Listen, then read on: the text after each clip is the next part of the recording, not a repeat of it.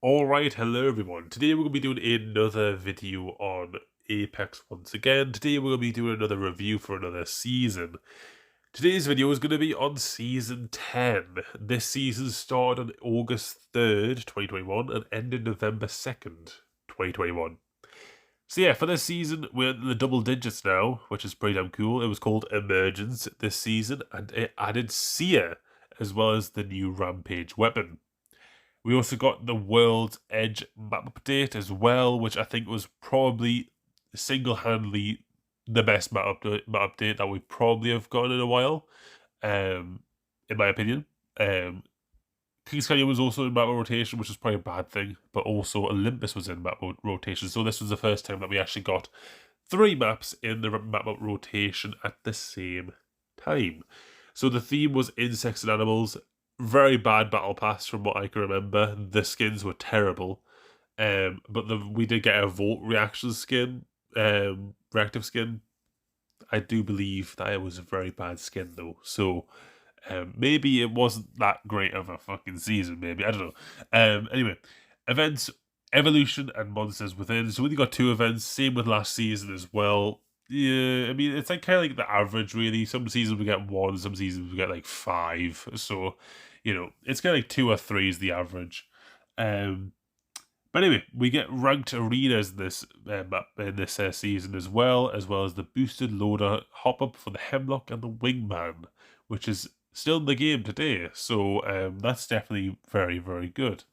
So we got some really cool features on World's Edge, including gondolas and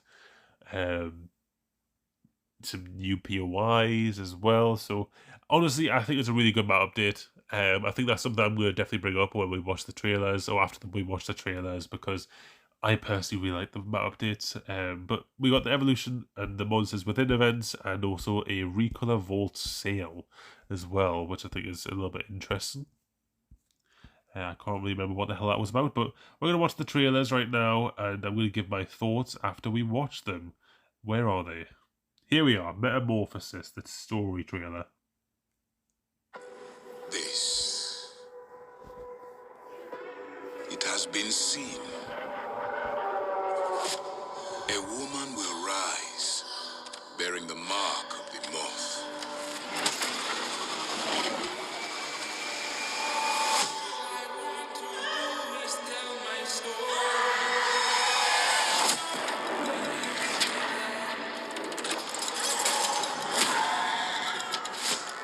Her firstborn will be a cursed child.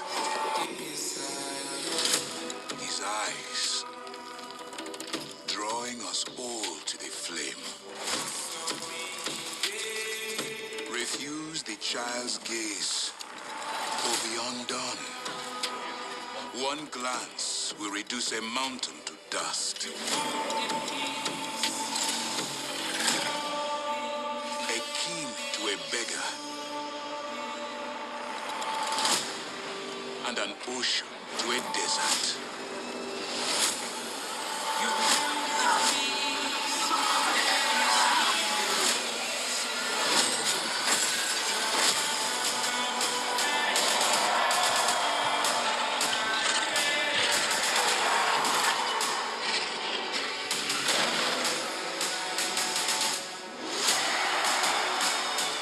Everything he touches will be changed.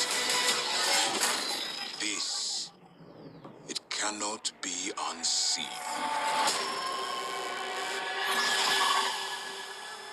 Okay.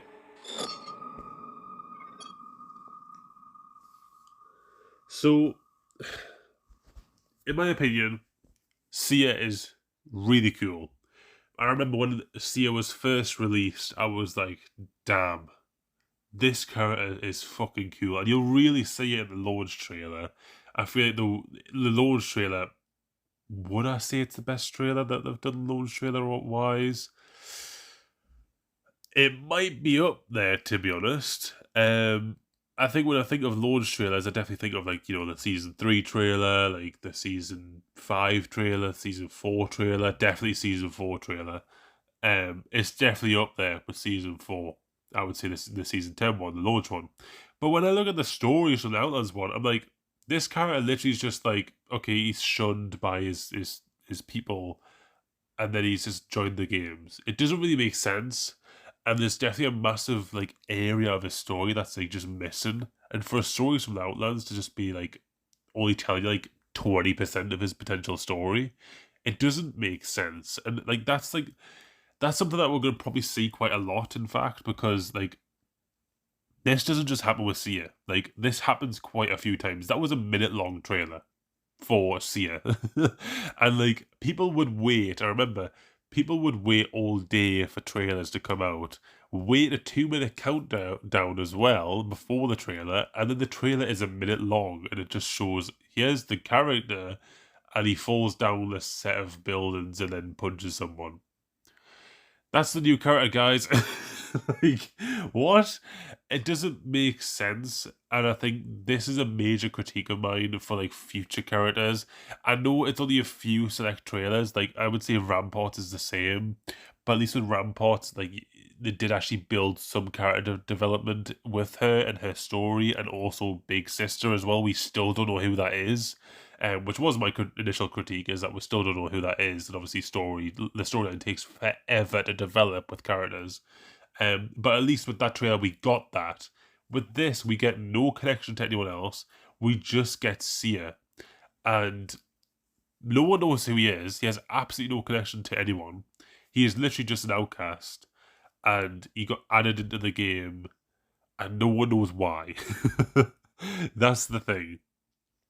And so it was the weirdest addition to the game, and I think everyone remembers it as being like, who is this person? I want to know more because he's cool, but no, like we don't know, you know. So it's just weird, and I don't think that the developers were meant to actually give us the idea that like, oh, this character is unknown, like you're not supposed to know their backstory and stuff like that. Like, I don't think that was the idea, but that's what it came across as, but it felt weird in the way that they done it. I think the way that they've done Alder, and the fact that you don't actually know their background, that was on purpose. Like, that absolutely was on purpose, and they done it well, because we still don't know what the hell their background is. They were starting to piece it together now, but, like, we still don't know. But this just felt weird and incomplete. That's the best word for it.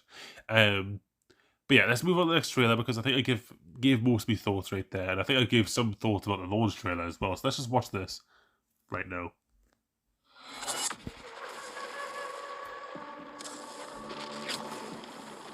Change. I see it in everything. I see it in a boy rocked by tragedy, transform his pain and defy reality. I see it in the warrior who must choose between their new life and the annihilation of their home. I see it in a girl, tortured by revenge, embrace hope when love awakens her heart. I see it in me, a boy born under a bad omen, turn his tale into a legend. Change is relentless, but that does not mean it cannot be beautiful.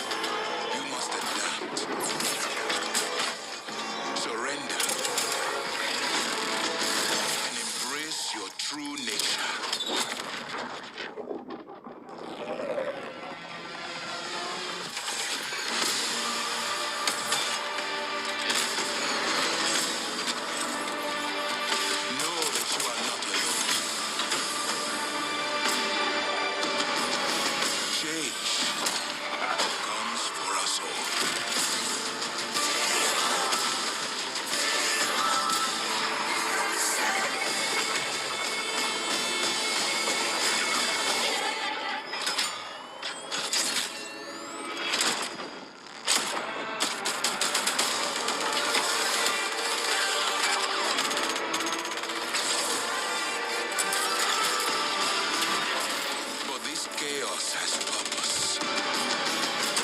All of us thrown together, so the flame can burn its brightest.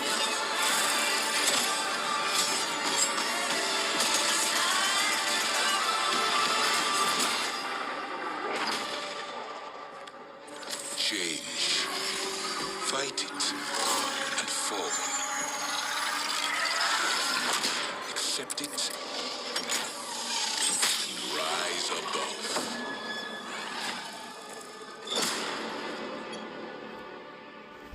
Alright. So, when I watch that trailer, I get goosebumps quite a lot of the time because, in my opinion, it is one of the best trailers. I think if we're taking out Revenant's one, it will be the best one, but I think Revenant's trailer absolutely is most iconic, and everyone remembers it, and everyone was like, wow, like, this is a cool-ass fucking trailer. But, like, that one just, like, flows so well. You get a good taste of the character. You're like, damn, this guy's, like got a rhythm to killing people, and it's so unique. Anyway, but I really enjoyed it, as you can tell. But once again, there's not really much to say about the actual character because no one knows who this person is. Like, no one fucking knows. Honestly, there's not really much else to say. There was a new map update. I mean, I could bring up that, I guess, because that was kind of shown.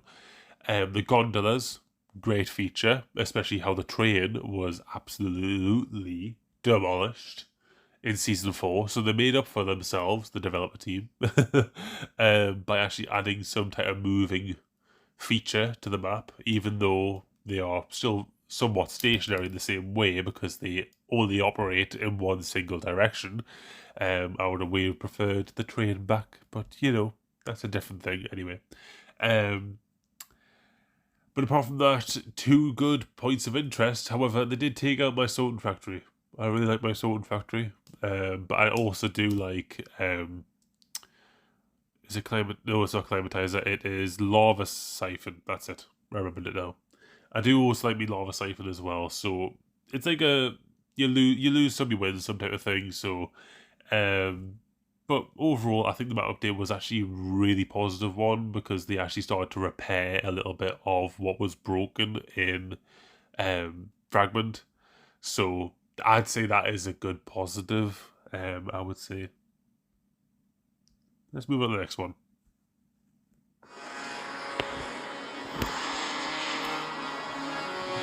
We dared to dream of a world filled with love. Hold on, let me help you. But the earth crumbled beneath our feet and shattered into the stars above. The blaze will not cast us into despair, but inspire beauty. Wings unfurled.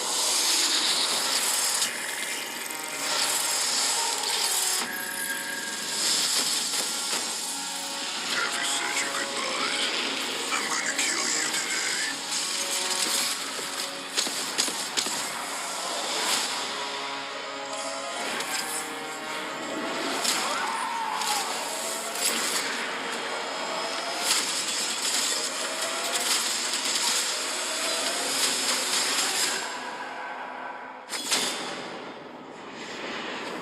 Hammond knows only hunger. They see flecks of slaughter left on Talos' bones, forgetting what happened when they last fed on us.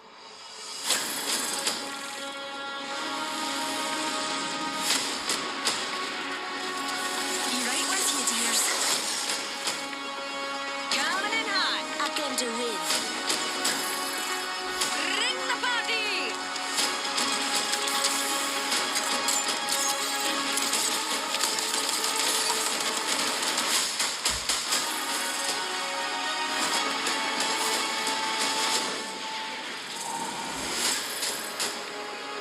I have your attention. I will not waste it.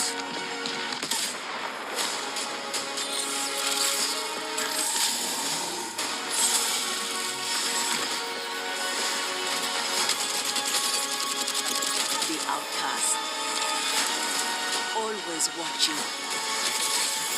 Now is our time to be seen. It's time to change the world. Yeah.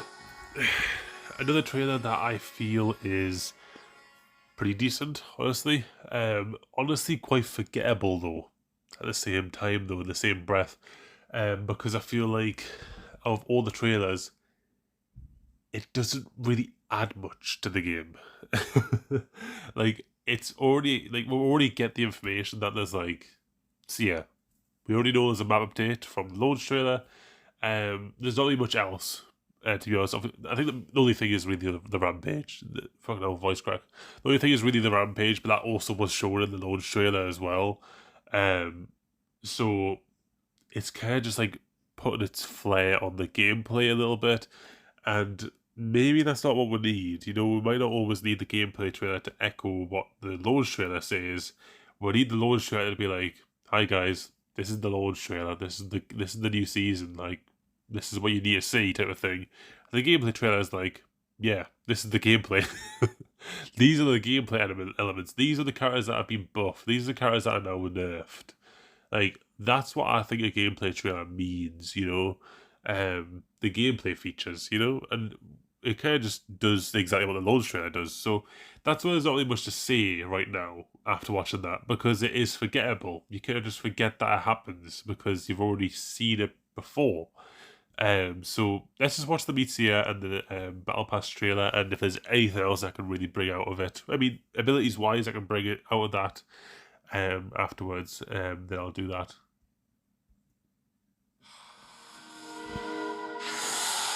A bad omen cast a dark shadow over Obi's birth. But through love, he emerged as the champion of the outcasts. He is Seer, Stand out or stand aside. an artist and visionary. He sees what others do not. We will give them a show like no other. With his ability to sense the heartbeats of those around him, Seer stalks his enemies like a graceful predator. Your heart must beat with passion. To the very end. He can summon microdrones from his heart chamber to emit a delayed blast, interrupting and revealing enemies.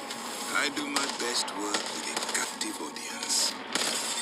Now is the time for fascination. And no one can hide from Seer's ultimate display. When deployed, his heart chamber casts a microdrone net over an area, Do not hide your true colors. They are your strength. revealing the location of enemies moving heavily within it. Take comfort. You could not have prepared for me. Like moths to a flame, Seer's grand performance may lead to your demise. But take comfort that your passing will be breathtaking. Your heart cried out for this. Do not blink, legend. You do not want to miss this. So yeah, there is something I want to say about this one, just as it's in my head right now. So for me, Seer and the abilities of Seer, this is something I've kind of noticed, is that all the abilities basically go off recon, and I don't think there's any other actual recon character that is like that. Like, of course we have Bloodhound, and all of Bloodhound's abilities are very much recon related, but he also has like speed related abilities with the speed that he gets off his ultimate. I know there's some elements of recon with that, like you're able to like see people as like a little threat vision when you're in that ultimate, but like Seer is just recon. That's all he's there for. So I feel like that is like a new type of character. Like, I don't think there's another character that is just primarily for one purpose and one purpose only, like one role. This might be the first time, and I think that also does hand itself into Seer's story. I do feel like Seer's story is rushed, because obviously case example 1, the storyline being so short for him, I feel, And then obviously case example number 2 right there. The fact that like overall his abilities just like they are all of the same like strand, if you know what I mean. Like that's what I'm trying to like say right now. They're all of the same strand, they're all trying to like see people, they all do the same thing. It feels like they just thought of 3 random recon related abilities and then all bunched them up and put on the same character. There's no real differentiation I felt within that. So it's a big negative, I would say, for me, for 𝗙. But overall, his character is really fucking cool. But I just feel like it's a bit lazy, a little bit lazy for such a cool character. But when 𝗙 obviously first released, he was broken as hell. I loved that. I loved that he was broken as hell, same as previous characters as well. A lot of people didn't though, because he was really broken, and I mean like broken as in the game was dying because of how broken he was. But at the same time, I believe the game was at one of its peaks as well. Like I feel like a lot of people were actually playing the game a shitload, but after a while, I think people started getting really pissed off at how broken 𝗙 was. I think the first nerf that they done to him, where they basically took out the flash and took out the damage and stuff like that type of stuff was great. I do still think they should have kept the damage, but I just think like seeing people's health bars. Obviously now we can see health bars, even if we don't scan them. If we just damage someone, we can see the health bar. But I think just seeing someone's health bar is very fucking useful. And so, like, just the scan in general, the tactical scan was just great. The second nerf, though, I really feel like that ruined 𝗙, and I feel like his whole, like, character was just completely chucked in the bin. Because he had nothing going for him at that point. The only thing going for him was the fact that he had really good abilities. And as soon as you remove that, he has no story. He's a cool looking character, but no story, no good abilities after then. What's the point? So that's why literally everyone forgot about 𝗙, and his pick rate went down to like 0.5 at one point. Now I think he's doing alright, but like he's always been like a pendulum. He's either the most picked or the least picked. So 𝗙 has been a really weird character, in my opinion. But when he first released, oh my god, was he fucking fun to play, but also annoying to go against. Welcome to the opening season. The legends are a sight to behold as they emerge into the spectacle of our all-new Battle Pass. With more rewards than ever before, Legends will mesmerize their fans with a breathtaking new set of themed cosmetics. This is going to be fun. With his heart of gold, 𝗙 brings precision to his spectacle with his winged son 3030. Brutal and beautiful. Valkyrie expands her wings into a new aerial evolution as she takes flight with her temporal scale flatline. Impressive, right? And Horizon sparks her brilliance into the biotic luminary, Up and away, 𝗦𝘂𝗍𝗄. creating a symbiotic relationship with the new reactive Volt. Always a pleasure, love. A themed set of music packs, loading screens, banners, and gun charms continues to let Legends personalize their experience. Leave a lasting impression with more holo sprays, quips, Knock, knock. I'm here. and entice your fans with mesmerizing new emotes as you endeavor to survive on the decimated world's edge. Now to the heart of the matter. Beauty shows itself only to those with the vision to see it. Make sure you're watching closely in the Emergence Battle Packs. The great unveiling. Alright. So... Oh, why is that pausing? No. Let's play that again. Right, okay. Yeah, the battle pass was shit. The skins just look so goofy. So there's really not much to say, to be honest. But as for a character though, I just want to go back to 𝗙. as for a character that just kind of like released and it had like the tactical I love, and also the ultimate as well. Like I like having different variations of the different classes. This was like the first season where I really started to see the recon class really shape up, because beforehand we just had Crypto and Bloodhound, and that was it for like the actual scanning characters. And we kind of still have that really for scanning characters. We still only have Crypto, Bloodhound, and Sia, because I wouldn't really say Vantage is a scanning character. I wouldn't really say Valkyrie's a scanning character really either. But like Sia adds 3 really unique scanning abilities, and I mean like these abilities are definite scanning abilities as well. That just completely changes the game up.